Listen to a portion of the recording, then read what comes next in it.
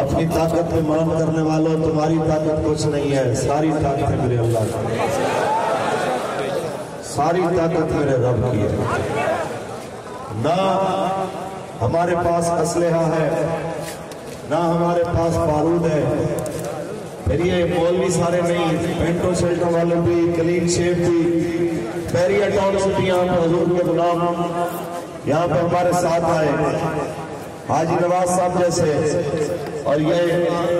مصطفیٰ کریم کے غلام گلبرگ سے، حصہ کے ڈیفنس سے بھی، وہ علاقے جہاں کہتے ہیں کہ جناب مذہب کا تصور بھی نہیں ہے، لیکن لاکھوں سلام قبلہ امیر المجاہدین آپ کی محنت پہ،